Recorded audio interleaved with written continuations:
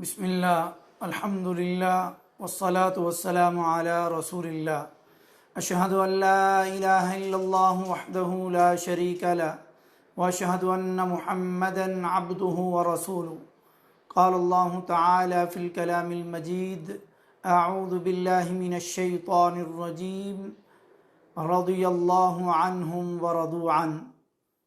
اللہ تعالیٰ اپنے نبی کے تمام صحابہ سے راضی ہو گیا اور نبی کے تمام صحابہ اپنے اللہ سے راضی ہو گئے۔ کچھ صحابہ کے فضائل بیان کرنے کے بعد یہ سلسلہ آگے بڑھاتے ہوئے آج حضرت امیر معاویہ رضی اللہ تعالی عنہ و ارضاہ کے کچھ فضائل آپ کے سامنے رکھنے کی کوشش کروں گا، کیونکہ پیارے نبی صلی اللہ علیہ وآلہ وسلم کا یہ فرمان جس میں آپ نے فرمایا من رد عن عرض اخیہ رد اللہ عن وجہہ النار یوم القیامہ، سنن ترمذی کی 1931 نمبر حدیث ہے اور حدیث صحیح ہے۔ آپ صلی اللہ علیہ وآلہ وسلم نے فرمایا جو شخص اپنے بھائی کی عزت اس چیز یا برائی کو دور کرے گا جو اسے عیب دار کرتی ہے، اللہ تعالیٰ قیامت کے دن اس کے چہرے سے جہنم کی آگ کو دور کرے گا۔ اس حدیث میں ایک عام مسلمان کی عزت کا دفاع کرنے کا حکم اور جہنم سے آزادی کا ذریعہ بتایا۔ جو صحابی یا صحابہ کی عزت کا محافظ ہو تو اس کی اہمیت اور بڑھ جاتی ہے، جنت کا حصول یقینی اور جہنم سے نجات یقینی بن جاتی ہے۔ تو صحابہ کرام رضوان اللہ علیہم اجمعین کی عزت و ناموس کا دفاع کرنا بہت بڑی عبادت اور اجر کا ذریعہ ہے اور بہت بڑا ثواب کمانے کا حصول ہے۔ دراصل لوگ حضرت امیر معاویہ رضی اللہ تعالیٰ عنہ صحابی رسول جو رسول اللہ صلی اللہ علیہ وسلم کے برادر اللہ یعنی آپ کے سالے لگتے ہیں، آپ صلی اللہ علیہ وآلہ وسلم کی زوجہ امت کی ماں بنی جو حضرت ام حبیبہ رملہ بنت ابی سفیان حضرت معاویہ کی سگی بہن ہیں اور حضرت ابو سفیان رضی اللہ تعالیٰ عنہ کی سگی بیٹی ہے اور حضرت ابو سفیان رضی اللہ تعالیٰ عنہ نبی کے سسر ہیں۔ لوگ ان کو گالیاں دینے اور برا بھلا کہنے کے لیے ان کے بیٹے یزید کی خرابیوں کو بنیاد بنا کر اصل میں امیر معاویہ رضی اللہ تعالیٰ عنہ صحابی رسول کو اور پھر ابو بکر و عمر عثمان عائشہ حفصہ کو گالیاں دینا اپنا دین تصور کرتے ہیں، نعوذ باللہ، اور اہل بیت سے جھوٹی محبت کا دعویٰ کر کے بھولی بالی سیدھی سادھی عوام کو ان کے خلاف ابھارا جاتا ہے، کیونکہ وہ ان کی عزتوں کو اچھالنا چاہتے ہیں اور دین کا حلیہ بگاڑنا اور لوگوں کی نظر میں دین کو مشکوک کرنا اور مسلمانوں میں لڑائی جھگڑا کروانا جو سراسر غلط اور ناجائز ہے، اور ایسے لوگ مسلمان نہیں بلکہ خناس اور شیاطین ہیں۔ قابل غور بات جو لوگ ہمارے نبی اور تمام نبیوں کے بعد سب سے افضل شخص حضرت ابوبکر صدیق رضی اللہ تعالیٰ عنہ جو نبی مکرم صلی اللہ علیہ وآلہ وسلم کے محبوب ہیں، اور حضرت عائشہ صدیقہ جو صدیق کی بیٹی جو نبی کی محبوبہ اور مومن امت کی ماں ہیں، ان کی کھلے عام توہین اور گستاخی کرتے ہیں۔ ان کو روکنا اور ان سے نمٹنا ضروری ہے اور ان سے بائیکاٹ کرنا میں فرض عین سمجھتا ہوں۔ حضرت امیر معاویہ رضی اللہ تعالیٰ عنہ کی کنیت ابو عبد الرحمن ہے۔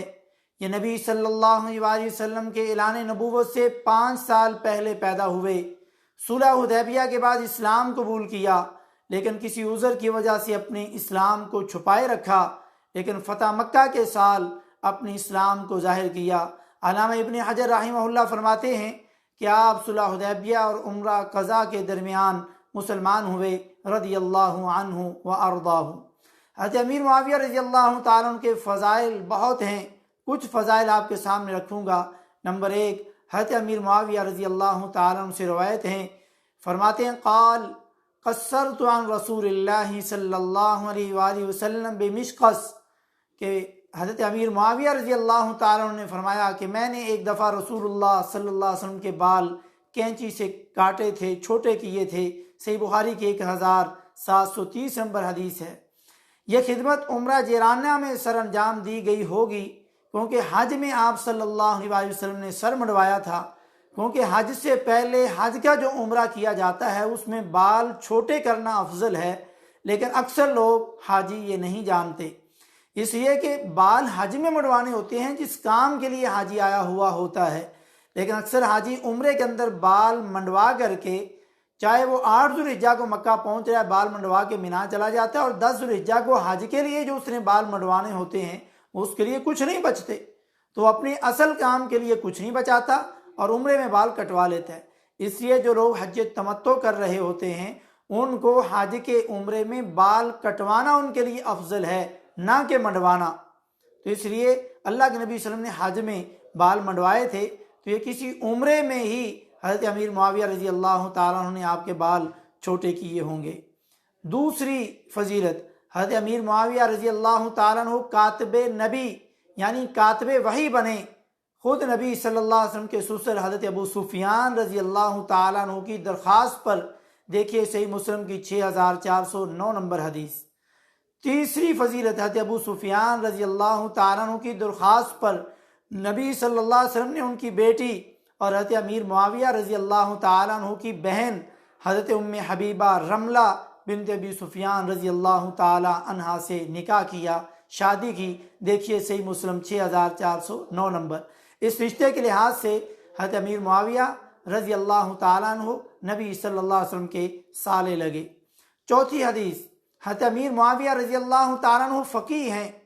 حضرت امیر معاویہ رضی اللہ تعالیٰ عنہ عشاء کے بعد ایک بار یا کئی بار وہ وطر جو پڑھتے تھے وہ ایک وطر پڑھتے تھے جو سنت رسول ہے، اور حضرت ابن عباس رضی اللہ تعالیٰ عنہما سے کہا گیا حل لک فی امیر المؤمنین معاویہ فإنہ ما اوتر الا بواحدہ قال انہ فقیہ۔ صحیح بخاری کی 3765 نمبر حدیث ہے کہ امیر المؤمنین حضرت معاویہ رضی اللہ تعالیٰ عنہ کے متعلق آپ کیا کہتے ہیں، یعنی حضرت ابن عباس رضی اللہ تعالیٰ عنہ سے پوچھا گیا تو انہوں نے کہا انہوں نے وطر کی نماز صرف ایک رکعت پڑھی ہے، تو حضرت ابن عباس رضی اللہ تعالیٰ عنہ نے فرمایا بلا شبہ وہ خود فقیہ ہیں۔ اور صحیح بخاری کی 3764 نمبر حدیث میں ابن عباس رضی اللہ تعالیٰ عنہ نے فرمایا، ان کے جب وطر کے بارے میں پوچھا گیا کہ وہ ایک وطر پڑھتے ہیں تو فرمایا کوئی حرج نہیں، وہ نبی کے صحابی ہیں، انہوں نے رسول اللہ صلی اللہ علیہ وسلم کی صحبت اٹھائی ہے۔ ابھی میں ایک کتاب کی ورگردانی کر رہا تھا جو مفتی تقی عثمانی صاحب کی ہے، وہ ان احادیث میں ایک وطر کیونکہ ان کے مسلک کے اندر جائز نہیں، تو انہیں ایک وطر والی بات حذف کر کے حضرت امیر معاویہ کی شان بیان کرتے ہوئے کہہ رہے ہیں کہ حضرت امیر معاویہ رضی اللہ تعالیٰ عنہ کی شان یہ ہے کہ جب حضرت ابن عباس رضی اللہ تعالیٰ عنہ سے ان کے کسی فقہی مسئلے کے بارے میں ان سے پوچھا گیا تو حضرت ابن عباس نے فرمایا کہ وہ فقیہ ہیں، لیکن ایک وطر والی بات جو حدیث میں موجود ہے وہ حذف کر دی، وہ کاٹ دی، تاکہ ان کے مسلک کے لوگ کہیں ایک وطر پڑھنا شروع نہ کر دیں۔ تو میں گزارش کروں گا ان سے کہ ان کا ایک مقام ہے معاشرے میں، جس طرح حدیث رسول کو چھپا کر کے اپنے مسلک کی نمائندگی نہ کریں بلکہ اپنے مسلک پر حدیث رسول کو ترجیح دیں۔ حضرت امیر معاویہ رضی اللہ تعالیٰ عنہ ایک وطر پڑھا کرتے تھے، یعنی حضرت ابن عباس رضی اللہ تعالیٰ عنہ امیر معاویہ رضی اللہ تعالیٰ عنہ کو صحابی بھی مانتے ہیں اور فقیہ بھی مانتے تھے،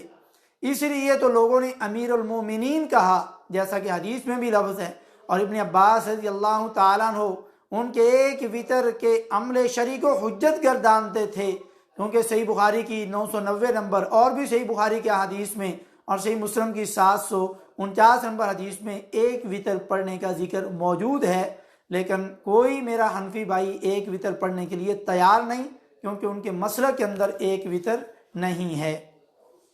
چھٹی فضیلت، امام بخاری رحمہ اللہ نے صحیح بخاری میں باب باندھا، باب ذکر معاویہ رضی اللہ تعالیٰ عنہ، یعنی حضرت معاویہ رضی اللہ تعالیٰ عنہ کا ذکر خیر۔ امام بخاری رحمہ اللہ نے یہاں پر اسلوب اس لیے بدلا،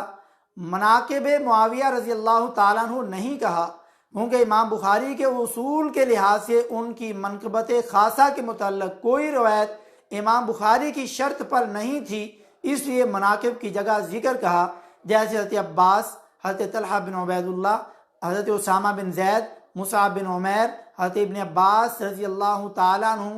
عنہم جمیعاً کے متعلق بھی مناقب کی جگہ ذکر استعمال کیا اور کئی صحابہ کے بارے میں مناقب استعمال کیا۔ تو حضرت امیر معاویہ رضی اللہ تعالیٰ عنہ کے بارے میں بھی مناقب کی جگہ ذکر استعمال اس لیے کیا کہ جو حدیث وہ پیش کرنا چاہتے تھے وہ اس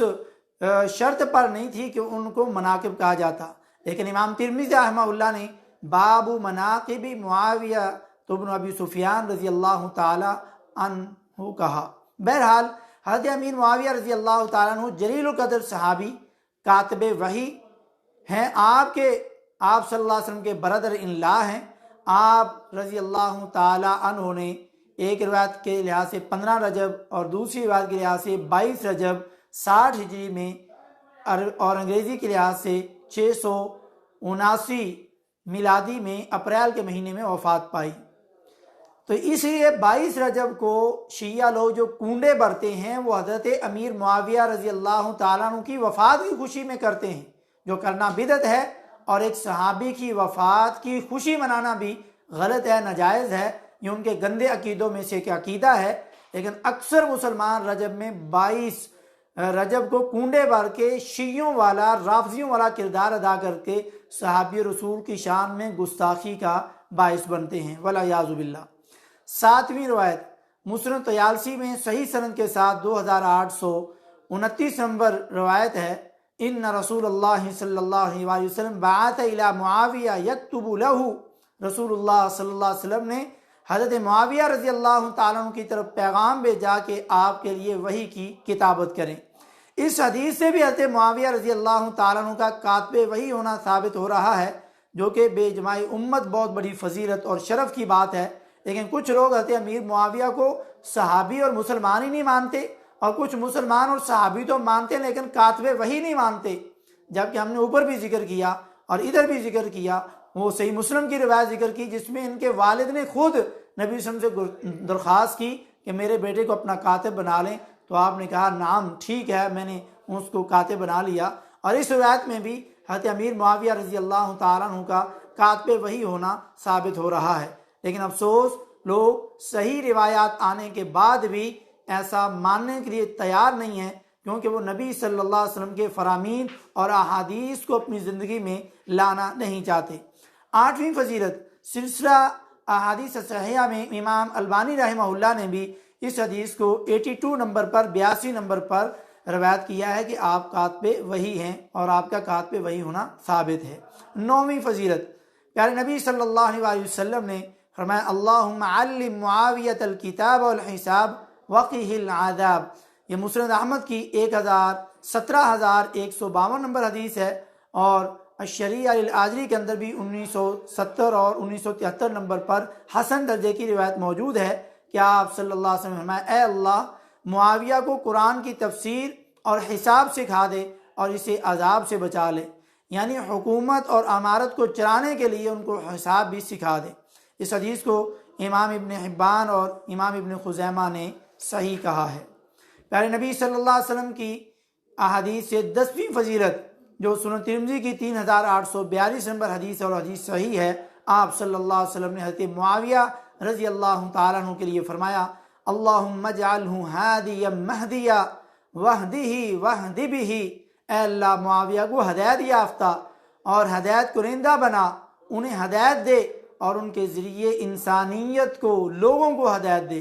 آپ صلی اللہ علیہ وسلم کی یہ دعا بھی قبول ہوئی، جس سے ثابت ہوا کہ معاویہ رضی اللہ تعالیٰ عنہ خود ہدایت پر تھے اور لوگوں کے لیے ہدایت کا معیار تھے اور ہدایت کا ذریعہ بنے رضی اللہ تعالی عنہ وارضاہ۔ 11ویں فضیلت حضرت عمر بن خطاب رضی اللہ تعالیٰ عنہ نے عمیر بن سعد کو جب حمص سے معزول کیا اور ان کی جگہ معاویہ رضی اللہ تعالیٰ عنہ کو والی اور گورنر بنایا، تو لوگوں نے کہا انہوں نے عمیر کو معزول کر دیا اور معاویہ کو والی بنایا، تو عمیر نے کہا لا تذکروا معاویۃ الا بخیر فإنی سمعت رسول اللہ صلی اللہ علیہ وآلہ وسلم یقول اللہم اہد بہ۔ حضرت عمیر فرمانے لگے جن کو معزول کیا گیا تھا، جو لوگ کہہ رہے تھے کہ عمیر کو نہیں ہٹانا چاہیے تھا، معاویہ کو کیوں گورنر بنایا، تو جو ہٹے ہیں وہ عمیر فرما رہے ہیں تم لوگ معاویہ کا ذکر اچھے طریقے سے کرو، کیونکہ میں نے رسول اللہ صلی اللہ علیہ وسلم کو فرماتے ہوئے سنا ہے، اے اللہ ان کے ذریعے لوگوں کو ہدایت دے۔ یہ سنن ترمذی کی 3843 نمبر روایت ہے، اور یہ ترمذی کی اوپر والی روایت کی شواہد کی بنا پر یہ روایت بھی صحیح ہے۔ یہ 11 یا 12 ہم نے فضیلتیں حضرت امیر معاویہ رضی اللہ تعالیٰ عنہ کی سنی۔ اب امام ربیع بن نافع حلبی رحمہ اللہ جو 150 ہجری میں پیدا ہوئے، جن کی کنیت ابو توبہ ہے رحمہ اللہ، وہ فرماتے ہیں معاویہ ستر اصحاب رسول اللہ صلی اللہ علیہ وآلہ وسلم فَإِذَا كَشَفَ الرَّجُلُ السِّتْرَ اجْتَرَى عَلَى مَا وَرَاءَهُ۔ حضرت معاویہ رضی اللہ عنہ صحابہ کے لیے پردہ ہیں، جب کوئی پردہ ہٹا دیتا ہے تو پردے کی پیچھے والی چیزوں پر جسارت کرنے لگتا ہے۔ یہ دیکھیے تاریخ بغداد للخطیب بغدادی کی پہلی جلد 223 صفحے پر اور پہلی جلد 570 صفحے پر، اور تاریخ دمشق ابن عساکر کی اس کے اندر بھی یہ حسن درجے کی روایت موجود ہے امام حلبی کا یہ قول۔ یعنی پردے کے پیچھے جب یہ پردہ ہٹا دیں گے، حضرت امیر معاویہ صحابہ کے لیے پردہ ہے، جب آپ اس پردے کو ہٹا دیں گے پھر آپ امیر معاویہ سے شروع ہو کر کے پھر آپ کتنے صحابہ کو برا بھلا کہتے جائیں گے، جو شیطان آپ سے کروائے گا اور آپ کا گندا عقیدہ اور برا عقیدہ آپ سے یہ کام کروائے گا۔ تو امیر معاویہ یہ جو پردہ ہے، اس پردے کو پردہ رہنے دو، اگر یہ پردہ پیچھے کرو گے تو تمہاری زبانیں صحابہ کے بارے میں کھلیں گی۔ پاکستان کے 24 نیوز چینل نے 10 محرم 1442 میں اس سال 2020 میں شیعہ کی اعلانیہ لعنت جو انہوں نے حضرت امیر معاویہ رضی اللہ تعالیٰ عنہ اور حضرت ابو سفیان رضی اللہ تعالیٰ عنہ پر اعلانیہ طور پر کی، اس چینل نے اس کو لائیو نشر کیا۔ نعوذ باللہ، یہ پاکستان ہے، یہ اسلامی ملک ہے، اسلامی ریاست ہے، یہ پاکستان کلمے کی بنیاد پر بنایا گیا تھا یا صحابہ کو سر عام گالیاں دینے کے لیے بنایا گیا تھا؟ اور اسلام آباد میں سر عام حضرت ابو بکر صدیق رضی اللہ تعالیٰ عنہ کو کافر کہا گیا، مگر کسی ذمہ دار کے کان پر جوں تک نہ رینگی، نہ ان کو گرفتار کیا گیا، نہ کسی بڑے کا ان کے خلاف کوئی بیان آیا، بلکہ وہ ٹکٹیں لے کر کے لندن جا کر کے چھپ کر کے بیٹھ گئے۔ لیکن اینما تکونوا یدرککم الموت ولو کنتم فی بروج مشیدہ، تم کہاں جا کر کے موت سے چھپو گے؟ چاہے تم بڑے مضبوط قلعوں کے اندر چلے جاؤ، موت تمہیں وہاں بھی آگے پکڑ لے گی، اور موت کے بعد اللہ کی گرفت سے نہیں بچ سکتے۔ آخر میں دعا کرتا ہوں، اے اللہ جو بھی تیرے نبی صلی اللہ علیہ وسلم کے کسی بھی صحابی یا صحابیہ، اور خصوصاً ابو بکر، عمر، عثمان، عائشہ، حفصہ، ابو ہریرہ، امیر معاویہ، ابو سفیان رضی اللہ تعالی عنہم وارضاہم پر کسی بھی طرح کا بہتان لگائے یا ان کی شان میں کوئی گستاخی کرے یا ان کے بارے نازیبہ الفاظ استعمال کرے، اے اللہ اس کو جہنمی کتوں میں سے کتا بنا دے، اور مرنے کے بعد اس کا حشر فرعون، حامان اور ابی بن خلف چوٹی کے کافروں کے ساتھ فرما، اور ان کو دنیا آخرت میں ذلیل و خوار کر کے عبرت کا نشان بنا، اور جو ان کی کسی بھی طرح کی معاونت یا مدد کرے ان کو بھی ویسی سزا دے، آمین یا رب العالمین۔ حضرت امیر معاویہ رضی اللہ تعالیٰ عنہ کی شان کی حفاظت مسلمانوں کرو، صحابہ کی شان کی حفاظت کرو، کیونکہ یہ دین نبی سے صحابہ نے سیکھا، صحابہ نے امت کو دیا۔ اگر آج صحابہ کے خلاف یہ زبان کھولنے کا دروازہ کھول دو گے پھر تمہارا اصل دین باقی نہیں بچے گا، پھر کس کے طریقوں پر اپنی زندگی گزارو گے، کہاں سے یہ حدیثیں اور روایتیں لوگے؟ اللہ تعالی ہمیں سمجھنے کی توفیق نصیب فرمائے۔ سبحان ربک رب العزت عما یصفون وسلام علی المرسلین والحمد للہ رب العالمین۔